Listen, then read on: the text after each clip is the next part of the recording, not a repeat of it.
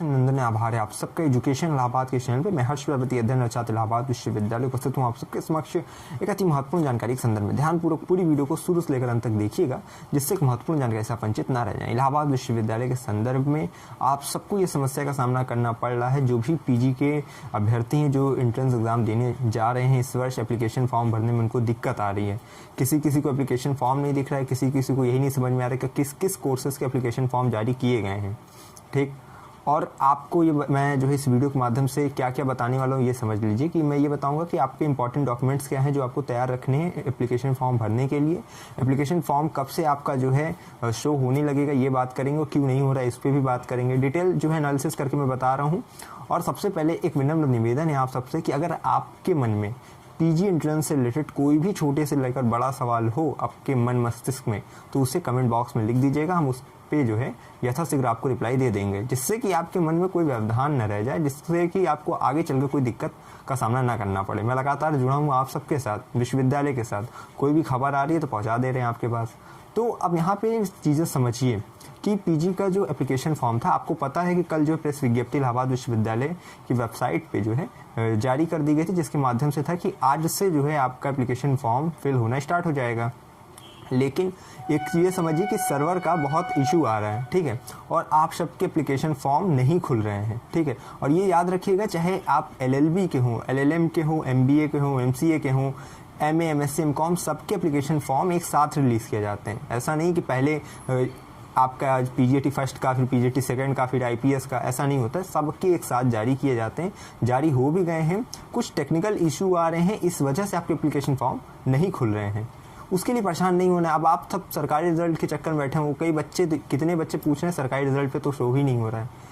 आप गूगल पे बस इतना डालिए AU प्रवेश 2024.cbtexam.in, ठीक, और इसकी लिंक मैं दे दूंगा, जो मैंने कम्युनिटी की पोस्ट पे भी देखी, आप देखेंगे तो मैंने दोपहर में ही डाल दी थी ये चीज़ें, जिससे आपको ये समझ में आ जाए कि किस वेबसाइट से आपको एप्लीकेशन फॉर्म भरना है, ठीक है। आपको प्रेस विज्ञप्ति में भी कल मैंने वो चीज़ें बताई थी, तो प्रेस विज्ञप्ति वाली वीडियो नहीं देखी तो देख लीजिएगा। कल मैंने एक प्रेस विज्ञप्ति जैसे ही आई थी मैंने एक वीडियो बनाई थी, ठीक है। उसके बाद 22 मिनट की एक क्लैरिफिकेशन की एक वीडियो बनाई थी कि उसके बाद जो सवाल आपने पूछा था उसको मैंने क्लेरिफाई करके बताया था, ठीक है, संपूर्ण विश्लेषण के साथ। तो उस वीडियो को देख लीजिएगा, वो 22 मिनट की लेकिन बहुत इंपॉर्टेंट है, जिसके अंतर्गत मैंने बताया है कि PGT फर्स्ट, PGT सेकंड क्या है, क्या क्या मेन डिफरेंस उन दोनों के अंतर्गत, ठीक है, और क्या उसकी फीस क्या है, और जो है कितने कोर्सेज उनके अंतर्गत आते हैं, ठीक, वो चीज़ें देख लीजिएगा। बाकी PGT फर्स्ट, PGT सेकंड के अंतर्गत जितने भी कोर्सेज आते हैं आपको वेबसाइट पर आज दिख जाएगा, और मैंने कम्युनिटी की पोस्ट में भी अपने आज डाल दिया है, ठीक है, और टेलीग्राम पर भी मिल जाएगा मेरे। अब ये तो हो गया कि आपका टेक्निकल इश्यूज़ आ रहे हैं, सर्वर इशू है, और परेशान नहीं होना है। ये जो 5 जून आपको दिख रहा है ना कि एप्लीकेशन फॉर्म की लास्ट डेट है, अगर आप सबका मान लीजिए नहीं भर पाता है, किसी कारणवश टेक्निकल प्रॉब्लम रहती है जो भी, तो ये एक्सटेंड भी हो जाती है। पिछले वर्ष एक्सटेंड हुई थी, ठीक है, तो उसके लिए परेशान नहीं होना है। बस ये है कि अभी धैर्य बना के रखिए, इंपॉर्टेंट डॉक्यूमेंट सुन लीजिए जो कि आपको एप्लीकेशन फॉर्म भरते समय ध्यान में रखना है। सबसे पहले देखिए प्रोसेस क्या होता है। सबसे पहले जैसे जो है आपका एप्लीकेशन फॉर्म खुलता है, आपको रजिस्ट्रेशन करना होता है। उसके बाद आपको जो है एप्लीकेशन फॉर्म भरना होता है। रजिस्ट्रेशन जब करते हैं तो लॉगिन ID पासवर्ड जो है आपको प्रदान की जाती है। रजिस्ट्रेशन कैसे करते हैं, सबसे पहले आप अपना जो है एप्लीकेशन जैसे खुला, ठीक है, तो अब उसमें जो है रजिस्ट्रेशन के लिए आप अपना नाम भरेंगे, फादर नेम, मदर नेम, ठीक है, मोबाइल नंबर, ईमेल ID, उसके बाद डेट ऑफ बर्थ, उसके बाद अपना जो है जेंडर, ठीक है, नेशनलिटी, ये सब चीज़ें, ये जो मेन जो होती हैं बेसिक जो है इन्फॉर्मेशन वो डालेंगे। और उसके बाद आपके मोबाइल नंबर पे, आपकी ईमेल पे जो है लॉगिन ID और पासवर्ड सेंड किया जाता है विश्वविद्यालय की, ठीक है, पोर्टल की तरफ से। अब क्या है, यहाँ से अब स्टार्ट होता है, जब आपका लॉगिन ID पासवर्ड आ जाता है तो आपको जो है उसी AU प्रवेश जो 2024 cbtexam.in वाली वेबसाइट है, वहीं पे अब आपको नीचे एक ऑप्शन होता है लॉगिन करने के लिए। अब वहाँ आप अपना लॉगिन ID पासवर्ड डाल के लॉगिन करेंगे और वहाँ से एप्लीकेशन फॉर्म भरना स्टार्ट करेंगे। कैसे फॉर्म भरना है ये समझिए। सबसे पहले आप जो वहाँ पे जैसे ओपन करेंगे एप्लीकेशन फॉर्म, वहाँ आएगा कोर्स अप्लाइड फॉर, अर्थात किस कोर्स के लिए, किस पाठ्यक्रम के लिए आप इस वर्ष आवेदन कर रहे हैं। तो वहाँ होता है PGT फर्स्ट, PGT सेकंड, ठीक है, PGT फर्स्ट, PGT सेकंड। एक चीज़ याद रखिएगा, जो IPS का जो एप्लीकेशन, IPS यानी इंस्टीट्यूट ऑफ प्रोफेशनल स्टडीज़, ठीक है, यानी ये सब जो कोर्सेज IPS के कोर्सेज जैसे MC है, MVOC है, ठीक है, PGDCA है, ये सब जो कोर्स अप्लाई करेंगे वो जब अप्लाई करते हैं तो उन सब के लिए बना होता है पहले से ही कि हाँ आप IPS के लिए अप्लाई कर रहे हैं, LLB के लिए अलग एक ऑप्शन रहता है, और PGT फर्स्ट, PGT सेकंड जिसके अंदर LLM, B.Ed ये सब का भरना है तो एक अलग तीसरा ऑप्शन रहता है। इसी के अंतर्गत आपको अपना अप्लाई करना होता है। तो कोर्स अप्लाइड फॉर होता है तो पीजीटी फर्स्ट पीजीटी सेकंड उसको आप देखना है कि आपका कोर्स किसके अंतर्गत आता है। ध्यान से पहले अपने कोर्स को देख लीजिएगा, ठीक, उसके बाद ही कोई वहाँ पे फॉर्म भरिएगा। अब आगे समझिए। अब कोर्स अप्लाइड फॉर के बाद आता है मोड ऑफ एंट्रेंस एग्जाम, कि आप ऑनलाइन देना चाहते हैं या ऑफलाइन देना चाहते हैं। याद रखिएगा पीजीटी फर्स्ट के अंतर्गत जितने भी कोर्सेज हैं उन सब के एंट्रेंस एग्जाम ऑनलाइन ऑफलाइन दोनों मोड में होंगे, लेकिन पीजीटी सेकंड के अंतर्गत जितने भी पाठ्यक्रम हैं उन सब के एंट्रेंस एग्जाम केवल और केवल ऑनलाइन मोड में होंगे। तो आपको जो है अपना मोड सेलेक्ट करना है। उसके बाद एंट्रेंस एग्जाम सेंटर सिटी आपको सेलेक्ट करना है कि आप किस सिटी में अपने एंट्रेंस एग्जाम चाहते हैं। और मैंने बताया 6 राज्यों के 11 शहरों में जो है आपके एंट्रेंस एग्जाम का सेंटर ही दिया जाता है। वो सूची आपके सामने रहेगा जिसमें आपको ऑनलाइन ऑफलाइन देखिए कुछ शहर हैं जैसे जितने मुझे याद है मैं बता दे रहा हूँ, बाकी मैंने एग्जाम सेंटर पे भी कल जो है 22 मिनट की जो वीडियो बनाई थी उसमें बताया था। एग्जाम सेंटर में देखिए ऑनलाइन ऑफलाइन कहाँ मिलेंगे, जैसे मान लीजिए लखनऊ है, वाराणसी है, गोरखपुर है, बरेली है, दिल्ली है, प्रयागराज है, ठीक है, वाराणसी है, ये सब शहरों में जो है ऑनलाइन ऑफलाइन दोनों केंद्र मिलते हैं। लेकिन भोपाल, तिरुवनंतपुरम और पटना और इस तरह करके, ठीक है, एक और शहर छूट रहा है, वहाँ केवल ऑनलाइन मोड में होंगे। अब इसके बाद एग्जाम सेंटर चूज़ करने के बाद आपको आता है अपना आधार नंबर, यानी कि अब डिटेल्स आप भरेंगे, आधार नंबर भरेंगे। उसके बाद हॉस्टल, ठीक है, मतलब कि आप हॉस्टल लेना चाहते हैं कि नहीं। जितने भी बच्चे हैं जिनको हॉस्टल लेना हो ना लेना हो, आप यस पे टिक करिएगा। इसके क्या है ना कि अगर बाद में मान लीजिए आपका मूड बनता है हॉस्टल लेने का, तब आप जो है उसके लिए एलिजिबल रहते हैं। अगर नो कर देंगे एप्लीकेशन फॉर्म में तो मतलब कुछ भी कर देंगे नहीं मिलेगा हॉस्टल, तो इसी एप्लीकेशन फॉर्म में यस करना हॉस्टल के लिए।